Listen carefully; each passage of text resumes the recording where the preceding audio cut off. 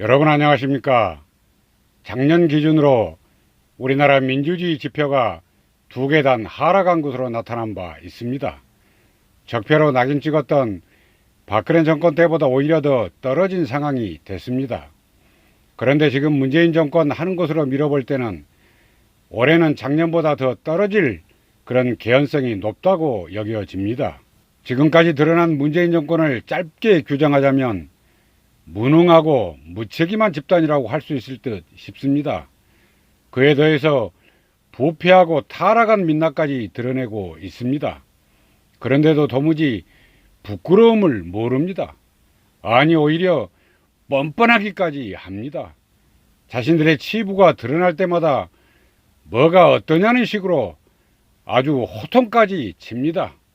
이거 참으로 기가 막힐 노릇이 아니고 무엇입니까? 급기야 자신들의 그러한 파렴치함을 감추기 위해서 독재적 발상까지 서슴지 않고 밀어붙이고 있습니다.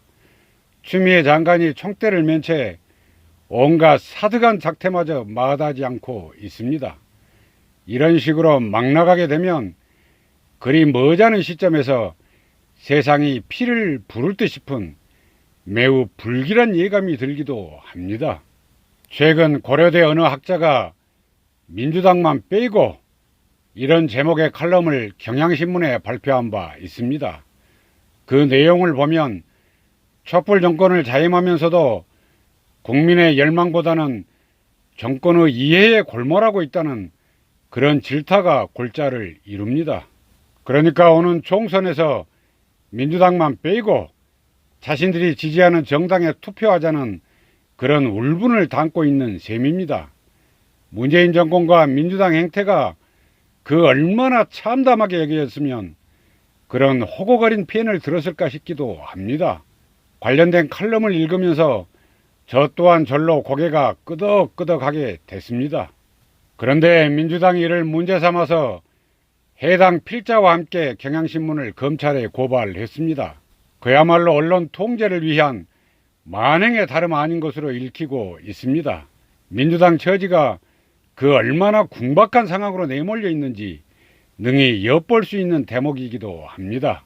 막장으로 내몰려 있음을 민주당 스스로 드러낸 것에 다름 아닌 셈입니다. 만일 자신들의 현주소가 그렇지 않다면 그저 헛웃음쯤으로 여길 수도 있을 텐데 말입니다. 그리고 여기서 또 다른 문제가 불거집니다. 문재인 정권과 민주당이 언론과 필자를 고발하면 국민의 입을 막을 수 있다고 생각했을 것입니다.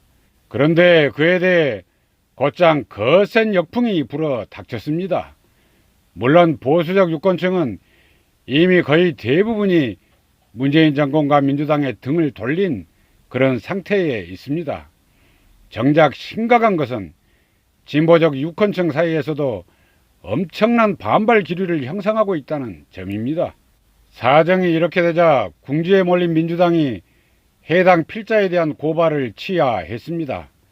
그러면서 칼럼이 단순한 의견 개진을 넘어 분명한 정치적 목적이 있는 것으로 판단해 고발하게 됐다고 그렇게 덧붙이기도 했습니다. 그렇다면 민주당에 묻지 않을 수 없습니다. 민주당을 맹목적으로 지지하는 그런 사람들의 분명한 정치적 의도는 괜찮은 것이고 반면에 타인이 지니고 있는 정치적 의도는 잘못됐다는 그런 뜻인가요? 민주당이 지닌 그 역겨운 내로남불과 후한 무치에 불과할 따름입니다. 그리고 무엇보다 국민 일반의 정치적 발언에 대해서 재갈을 물리려야 한 그 비루한 발상 자체가 바로 파렴치한 만행이 아니고 그 무엇이란 말입니까? 이후 민주당은 고발 조치가 과도했음을 인정하고 유감을 표한다고 덧붙이기는 했습니다. 그러나 여기서 또 다른 문제점은 민주당이 고작 유감 표명 정도에 머물고 있다는 점입니다. 반성하고 사과한다는 입장이 아니기 때문입니다. 이는 다시 말해 여론 악화로 인해서 할 수 없이 유감 표명을 하는 그런 정도에 불과한 것이기에 그렇습니다. 그런데 생각해 볼 일입니다. 지난 시절 선거 때만 되면 어김없이 특정인에 대한 대대적 낙선운동을 펼쳤던 그런 민주당 지지층이었습니다. 지난 참여정부 당시 노무현 대통령 탄핵을 불러온 단초가 됐던 열린우리당 지지 발언에 대해서도 헌법재판소가 기각한 바 있습니다. 후보가 정해지지 않은 상태였기 때문에 그에 대한 선거운동이 아니라고 그렇게 판단했던 때문입니다. 그러나 민주당이 자신들의 유사 행위에 대해서는 고발부터 해야 되는 매우 졸렬한 작태를 서슴지 않은 것입니다. 문재인 정권과 민주당의 간특함을 그대로 보여주는 것에 불과할 따름입니다. 이는 속칭 문파들에 의해 장악된 민주당의 철학 부재와 막장 국정의 현주소에 다름 아닌 것입니다. 그리고 전두환 군사정권의 보도 통제와 도대체 무엇이 그 얼마나 다른지 모를 일입니다. 적폐로 낙인 찍힌 박근혜 정권에서도 이따위 치졸한 짓은 일삼지는 않았습니다. 급기야 어느 진보적 비평가는 민주당을 향해서 방향 무도가 넘치다 못해 기본권마저 파기하고 있다고 그렇게 탄식하고 있습니다. 그러니까 인간의 예의와 도리조차 모르고 그렇게 함부로 날뛰고 있다는 질타인 셈입니다. 이와 함께 민변 소속의 어느 변호사 그리고 참여연대 집행위원장 출신을 비롯해서 진보적 유저들 사이에서도 나도 고소해보라며 그렇게 항의성 표현을 쏟아내고 있습니다. 민주당의 막가파 행태에 아주 치를 떨고 있다는 그런 뜻입니다. 주재하시는 바와 같이 문재인 정권의 타락상은 조국 전 민정수석과 그 가족의 일탈로부터 촉발됐습니다. 그런 사람을 장관으로 앉히기 위해서 별의별 여론 호도를 일삼기도 했습니다. 문재인 정권의 부도덕성이 가히 민망함을 넘어서 막 나가는 행태 그 자체였던 셈입니다. 더욱이 청와대가 대대적으로 나선 것으로 알려진 선거공작 의혹은 그 자체로 민주주의 파괴에 다름 아닌 것입니다. 아울러 문파들의 그 모든 제약상을 감추기 위한 추미애 법무부 장관의 오만 방자함은 그야말로 하늘을 찌르는 듯한 기세입니다.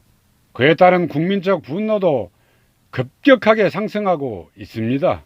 그 모두가 민주당 자신들이 야당일 때는 매우 공격적으로 비난했던 사안들입니다. 그런데 정작 자신들이 권력을 움켜쥐기 무섭게 아주 똑같은 짓을 되풀이하고 있습니다. 아니 어떤 점에서는 더 심각한 문제를 야기하고 있기도 합니다. 이런 가운데 정세균 국무총리는 서울 신촌에 있는 상인들을 만난 자리에서 그간 돈 많이 벌어놓은 것 가지고 조금 버티라는 식으로 말을 했습니다. 정 총리는 그에 한술 더 떠서 요새는 손님들이 적으니까 편하시겠네 뭐 이런 말도 했습니다. 우리가 모두 느끼고 있는 바와 같이 지금 자영업을 하시는 분들 가운데는 대부분이 심각한 경제난에 처해 있습니다. 더욱이 중국 우한 지역에서 비롯된 바이러스 문제로 인해서 그 어려움이 가중되고 있는 상황입니다. 그런데 명색이 일국의 국무총리 입에서 어찌 그와 같은 망발이 나올 수 있는 것인지 도무지 모를 일입니다. 그야말로 공감능력 제로에 배려심마저 전혀 찾을 길 없는 일종의 언어 테러에 다름 아닌 것입니다. 이는 서민들이 처한 삶의 질곡과 애로를 전혀 인식하지 못하고 있다는 방증일 뿐입니다. 국정 상층부에 있는 사람들의 인식이 고작 이런 지경이니 어찌 제대로 된 민생 대책을 기대할 수 있겠습니까? 이게 언론을 통해 알려지면서 비난 여론도 매우 들끓고 있습니다. 그러자 정세균 총리는 식당 주인이 친밀도를 표현하길래 반가워서 편하게 농담한 것이라고 해명했습니다. 그런데 그러한 해명 자체도 또 다른 문제라고 여겨집니다. 왜냐하면 국무총리의 발언이 끼칠 국민적 영향력을 고려했어야 하기 때문입니다. 그러나 정세균 총리는 그러한 말을 접하는 국민 일반의 상실감을 헤아릴 수 있어야 했습니다. 그런데 그러지 못할 것이라면 차라리 총리는 침묵을 택해야 옳았습니다. 총리의 그러한 말을 접한 국민 일반의 좌절감은 이루다 표현하기 어려울 듯 싶기에 그렇습니다. 이와 관련한 더불어민주당 이해식 대변인의 논평은 더욱 가관이 아닐 수 없습니다. 그러니까 정세균 총리의 발언을 놓고 개념 충만한 발언이라고 그렇게 추켜 세우고 있는 것입니다. 그러면서 그 깊은 속정을 제대로 이해할 그런 감수성이 정녕 없단 말인가라며 오히려 호통을 치고 있습니다. 바로 이것이 민주당의 수준인 것만 같아서 낯뜨거운 마음 금할 길이 없습니다. 정세균 총리의 부적절함을 넘어선 망발에 대해서 국민 앞에 정중히 사과했어야 옳은 일입니다. 그런데 오히려 국민을 향해서 윽박지르는 그런 듯한 언동을 일삼고 있으니 그저 통탄할 일이 아닐 수 없습니다. 이리도 공감 능력이 떨어지고 또 인문학적 소양이 부족한 사람이 어찌 집권당 대변인을 맡고 있는 것인지 참으로 현기증이 일지 않을 수 없습니다. 그야말로 삶의 하루하루가 고난의 행군이 되고 있는 것이 서민들 살아가는 숨길 수 없는 형편입니다. 죽지 못해 살아가는 고통스러운 속구름을 울고 있습니다. 이를 견디지 못하고 일가족이 목숨을 끊는 그런 안타까운 소식도 연신 타전되고 있습니다. 어려운 가운데 처한 서민들 마음을 따뜻하게 위로하고 또 손에 잡히는 대책을 꺼내 놓아야 하는 것이 집권 세력의 책무일 것입니다. 그런데 오히려 이를 농락하고 또 자제를 안겨주는 그런 발언을 했다는 것은 결코 용납될 수 없는 일입니다. 그러한 권력은 국민적 분노만 상승시킬 뿐입니다. 차라리 갈아엎어야만 한다는 그런 국민적 심리만 더욱 충만하게 부채질할 뿐입니다. 그래서 묻지 않을 수 없습니다. 문재인 정권은 도대체 무엇하러 권력을 잡았습니까? 혹여 문파들 끼리끼리 이익 공동체 만들기 위한 것이었습니까? 그에 대해 피 끓는 질문을 던지며 오늘 방송은 여기까지 하겠습니다. 감사합니다.